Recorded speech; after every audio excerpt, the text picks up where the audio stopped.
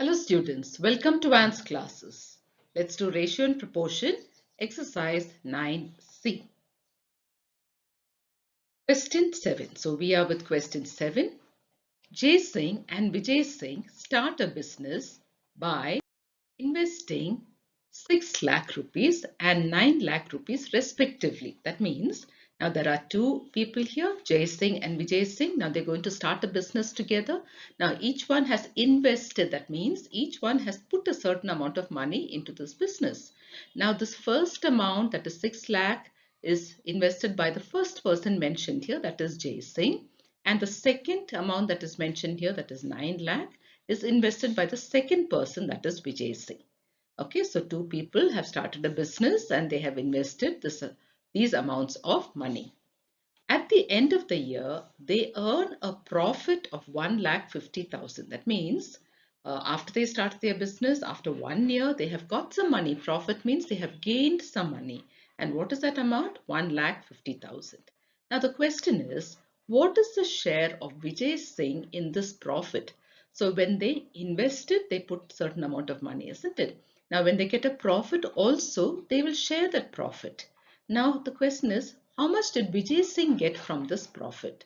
So here, if you look carefully, Jay Singh invested 6 lakh and Vijay Singh invested 9 lakh. So he invested more, isn't it? Vijay Singh put more money. That means his share of the profit also is going to be more.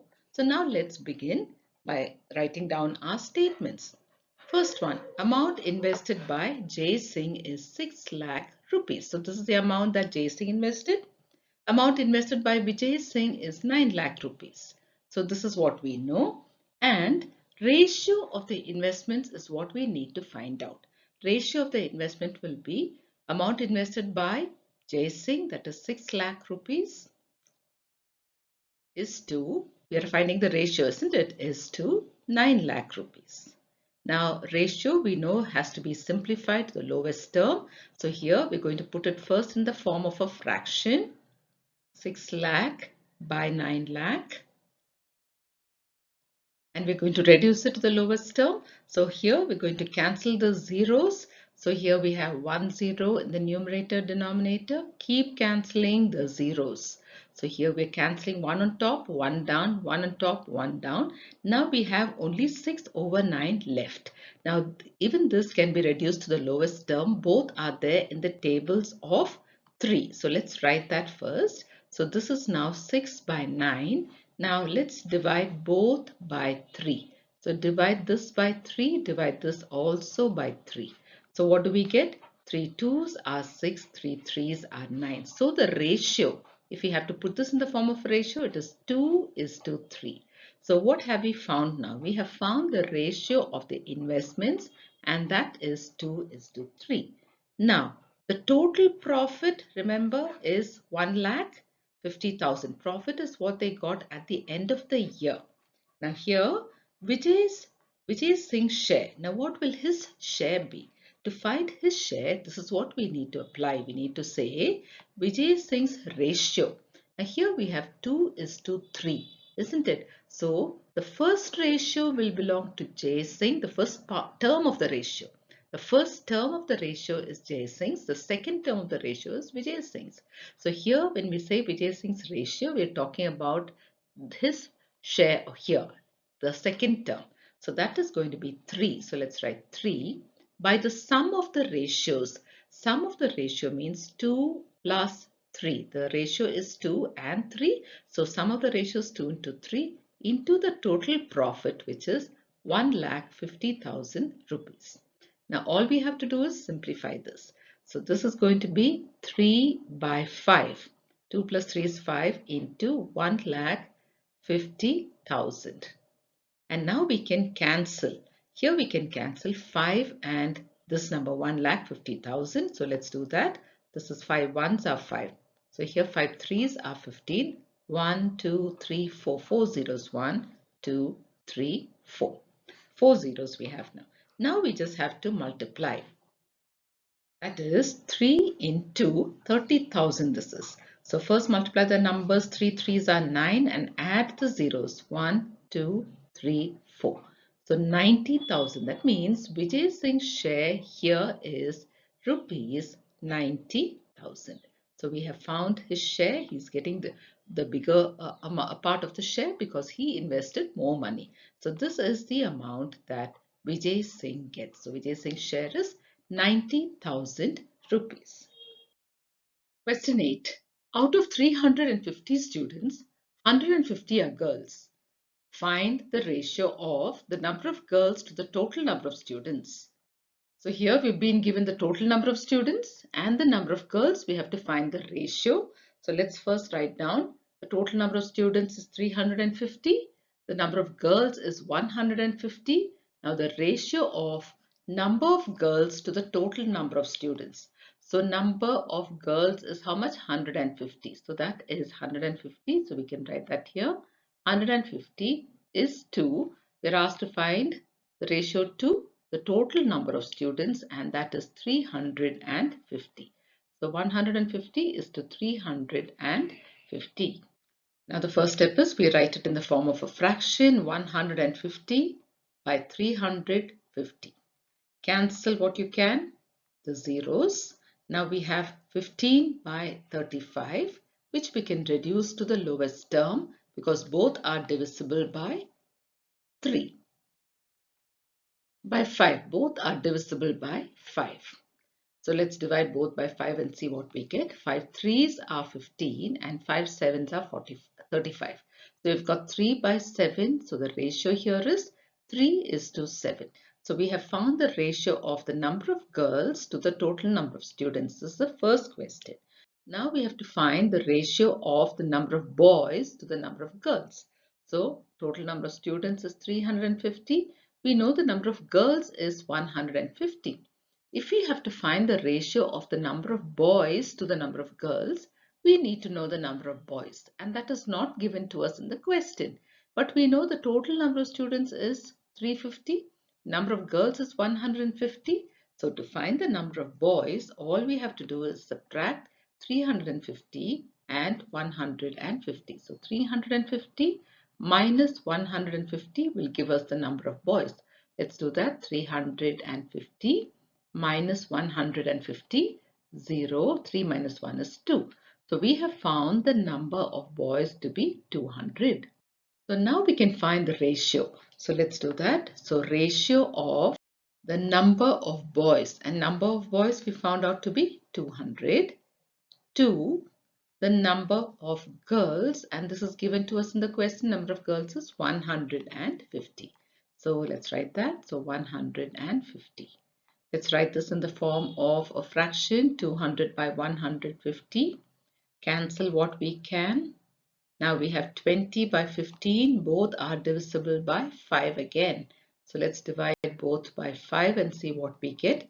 5 fours are 20 and 5 threes are 15. 4 by 3, and if you write it in the ratio form, it is 4 is to 3. So this is the ratio of the number of boys to the number of girls. Question 9. If the cost of 1 dozen identical articles is 166 rupees, what is the cost of 36 such articles? Cost of 1 dozen means we're talking about 12 articles. So here we're talking about 12 articles which look the same. That's why they're called identical articles. And that cost is 166 rupees. Let's write that down. Cost of 1 dozen articles is 166 rupees.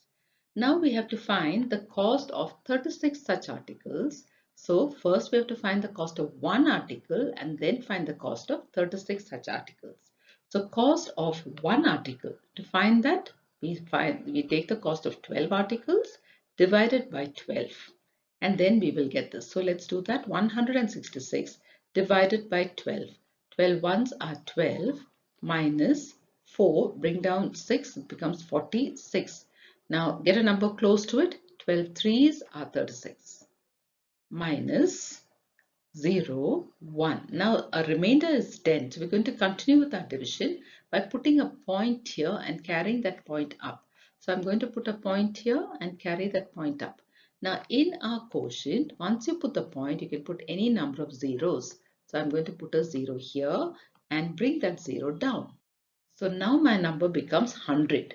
100, and so we say the tables of 12 and get a number close to 100.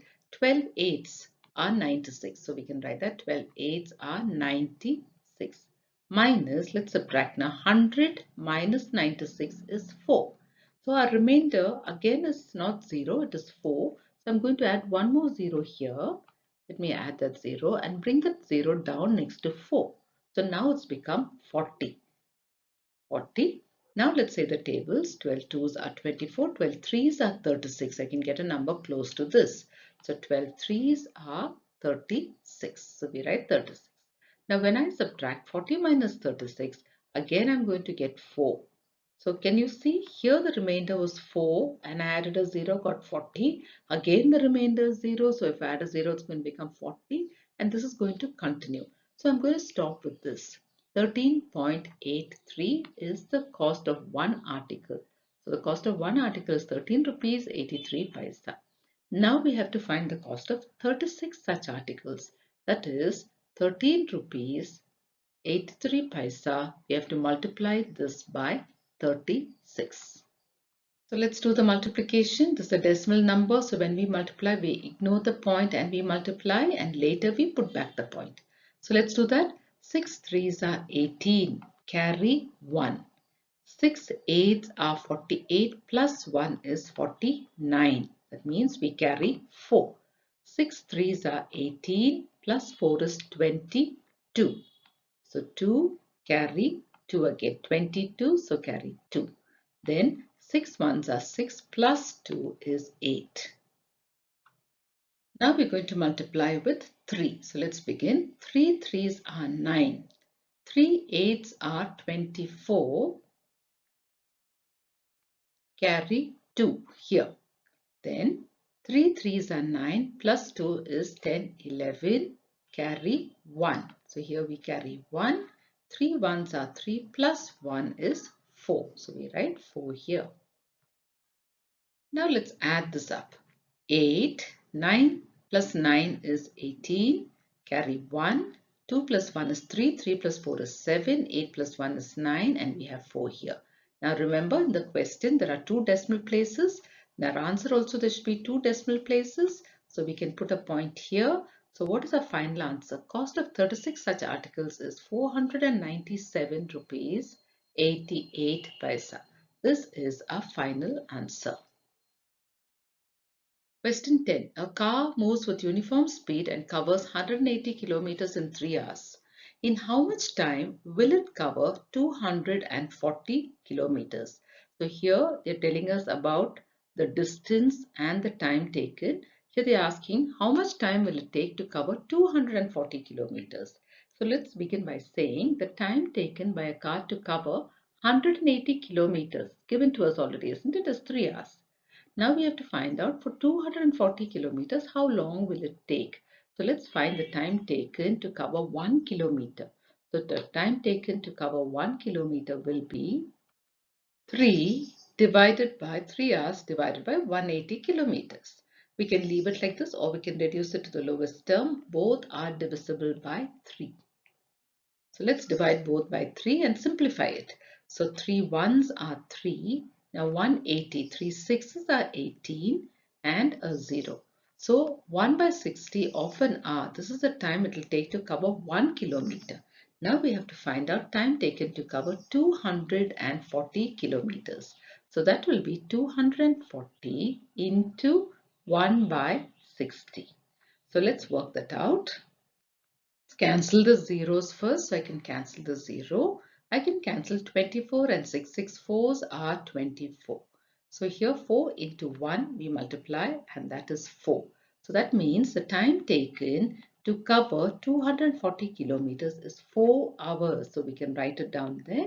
The time taken is 4 hours to cover 240 kilometers. So this is the first answer. Now the second, how much distance will it cover in 2 hours? So this time we are asked to find the distance. So our first statement here, since we are asked to find the distance, will be distance covered by a car in 3 hours. That's given to us. See, in 3 hours it covers a distance of 180 kilometers. Now we have to find out the distance covered by the car in 1 hour. So in 1 hour, it will be 180 kilometers divided by 3. So here we can again divide both by 3. Both are divisible by 3. So to simplify it, divided by 3. So 180. 3 sixes are 18, 0, 3 ones are 3. That means the distance covered by the car in 1 hour is 60 kilometers. So in 1 hour is 60 kilometers. Now we are asked to find the distance it will cover in 2 hours. So distance covered by the car in 2 hours will be 60 kilometers into 2. So 60 into 2 is 120. So the answer is 120 kilometers. So this is our answer. With this we come to the end of this exercise. Thank you, children.